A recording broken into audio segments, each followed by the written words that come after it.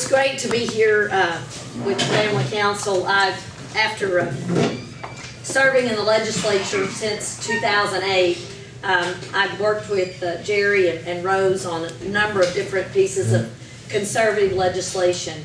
I want to talk about those for a few minutes. I want to tell you a little bit about who I am and the kinds of things that are closest to my heart. But first of all, I guess kind of working from most recent backwards, I led the ban on abortion, the bill that banned abortions after 12 weeks. And I'll be honest with you, I've always been pro-life. But when someone comes to you and says, will you be the House sponsor? You know, it's sort of it's you don't want to say no. You know, you have to use kind of a Christian, what do you believe? You know, if you say you're pro-life, then you are called to act on that. Well, acting on that, as Jerry knows, meant that we spent a great deal of the session devoted to navigating that bill through channels. I think it's awfully easy to say, well, we have a Republican majority legislature, so of course we got some pro-life bills. We did not have a majority on public health, where all the abortion bills go. That meant we had to use our diplomatic skills with our colleagues across the aisle and convince them, talk to them, make a change here or two. And that didn't happen on the Senate side. I'm thrilled that Jason got it through the Senate, got his bill through the Senate first, but they had big majorities and we didn't. So we had a much heavier lift on the House side. And as the lead sponsor of that bill, that was on me. I didn't do it by myself. I didn't have a vote on I wasn't on public health, so I merely had to present that bill. But folks, if you think for a minute there weren't big forces out there opposing that legislation, you're wrong. I mean, you'd be wrong. You know, when you have UAMS testifying against you, that's pretty heavy duty. For anybody that was in the room the day that the doctor was testifying about UAMS, without abortions, UAMS would run out of material. I mean, thankfully there were enough, I'd call them believers in the room to go, because you could sort of just hear the air go out of the room. But that is, I mean, I'm getting a little bit of chills talking about it, because that's what we were up against. So getting that passed, and I believed, you know, in approaching it from a position of sensitivity. You know, I, as a woman, understand what it's like to be pregnant. I understand that many women are put in positions of crisis pregnancies, and I didn't do the fire and brimstone presentation on that bill because I didn't think that's what it needed. And I think Washington needs more conservative women speaking on the issue of life. I'm very proud to be endorsed by Susan B. Anthony List, which is really a DC pro-life group. I was very happy to earn that endorsement. I believe that on the issue of life, and that's on your questionnaire, we need to make sure that we aren't funding abortions through Planned Parenthood. So if Planned Parenthood wants government money, then Planned Parenthood needs to get out of the abortion business. I'm okay with contraception, but let's draw the line. We don't want webcam abortions in our state. We want to be a pro-life state. And you know, if we had our way, I'm sure people would like to say there never should be an abortion.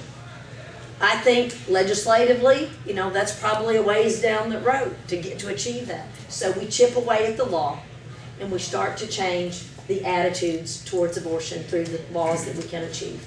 And in DC, they're trying to get the 20-week bill passed, the pain-capable bill passed for the District of Columbia.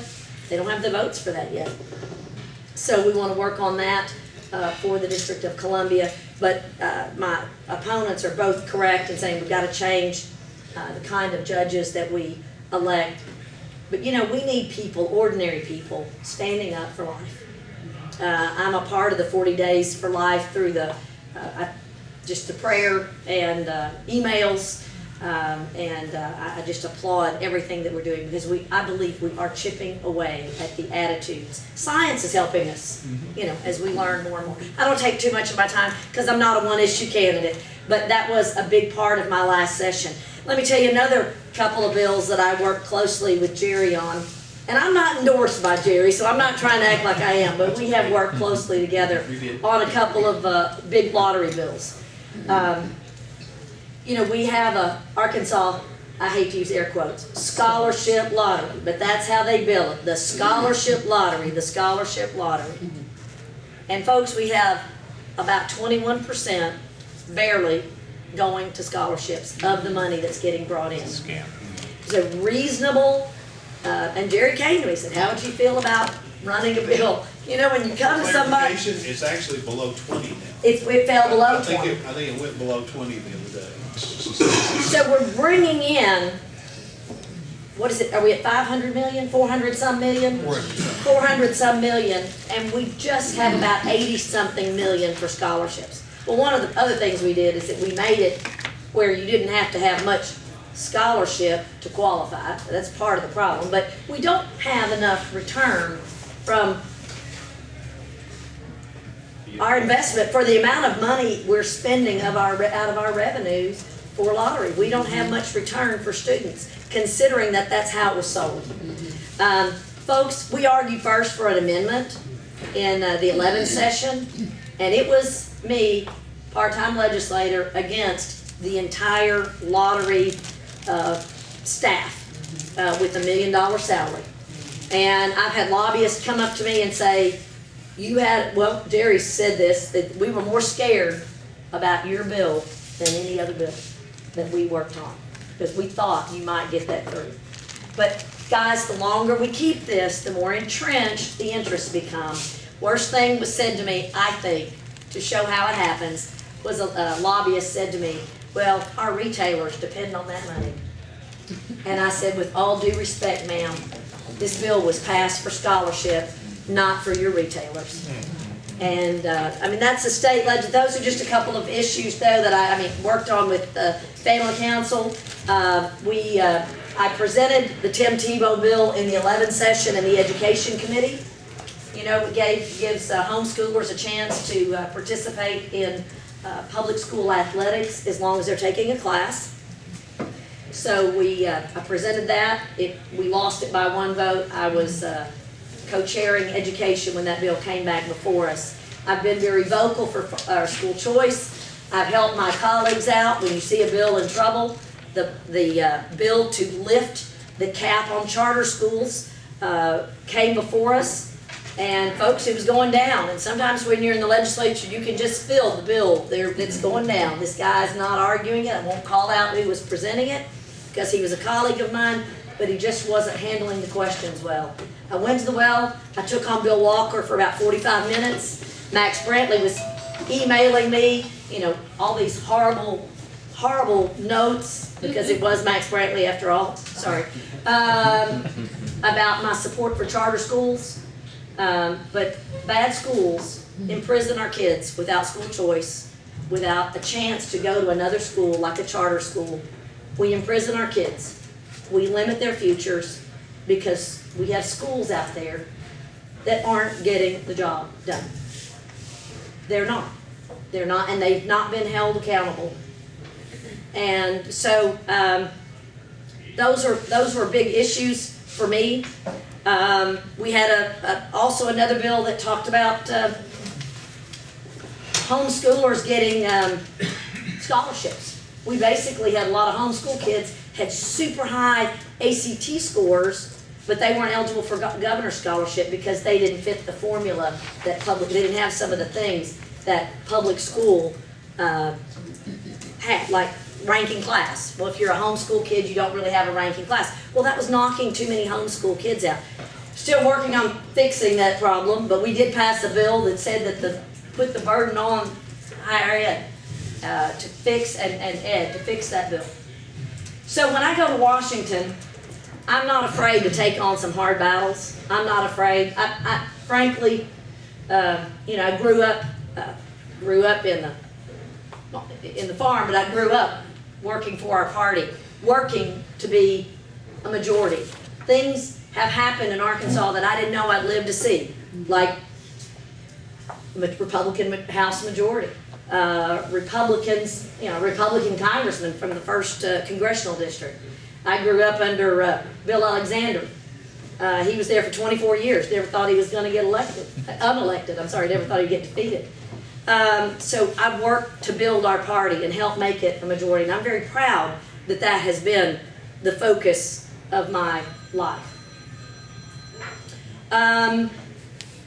When I go to D.C., we want to talk about killing Obamacare, because it's not the way to handle health care in this country. We've got to take the boot of regulation off the necks of business. We don't know. People that aren't in the affected business don't know how awful it is. But I have lots of businesses talking to me about the trouble they have with regulations and how much more vigorous that has become since since President Obama has been elected. That the energy behind the EPA and fining people. We do have to rein in these agencies, the IRS, EPA, OSHA. Now we want to keep good, clean drinking water. We want to keep clean air, obviously, but we can do that in a constructive way without trying to put people out of business. And I think I'm just about out of time. I've still got 3 or 4 minutes. I'll stop and take a couple of questions. Yes, sir. Where's your stand on Common Core? Well, I'd love to have a whole day to talk about Common Core. I don't think that the federal government should be in charge of our education, period. But anytime the federal government's funding something, there's a string attached. And if we want to stop all the federal government intervention, then we're gonna, right now they're giving us, I think the number is 6% of the money and 90% of the regulations. So we're getting not a lot of money for the regulations that we have to deal with. But I do believe in holding, or having, let me say this. I do believe that we need to know what we're getting when we're funding public schools. It's a real big problem. As someone who teaches a lot of freshmen at UALR, we have a big problem with remediation. And a lot of you probably read the stories. These kids making A's and B's, and then they get ready to take an ACT test, which is a standard test that we take nationwide, either that or the ACT, and suddenly they're in trouble. I'm going to have to spend a year. Well, where was that school that was giving them A's and B's? I passed a bill, and I say I did because it was my brainchild, and it hasn't gone into effect yet, and I have a feeling they're going to wait for me to be out of the legislature. But we got some agreement with the Department of Ed that we need to put our high schools on notice that if you're giving A's and B's to kids and they have to be remediated, then you're going to have to pay a part of that remediation. And we got that passed. That's the kind of accountability we need. But folks, we can't do away with all tests. I don't like tests. I don't like the idea of teaching to the test. But we've got to do some way. We've got to have a way to know, are we doing a job that prepares kids for college? Because they're not prepared through high school, and then all of a sudden their parents are paying a year of college tuition prices for stuff they should have learned probably not just in their senior year, but probably in the 9th or 10th grade. We are graduating kids that are really, 50% of them aren't able to do college work. And that is a tragedy in our state. And that has been a battle that I fought with my local school boards going back into the 90s when my kids were going to college, or headed to college, and we were looking at what my school was doing and what the remediation rates are. We need to raise the level of discussion on every school. Every parent group, we get report cards, but everyone needs to know how many of our kids go to college, how many of them are getting out without remediation, and parents have to hold their school boards and their schools accountable And the best way to fix education is that way. And leaving aside Common Core, we just have to make sure that our kids are learning what they need to know to compete in the global environment. Because we are competing with India and China and everybody else. They just told me I'm out of time. I got the stop sign.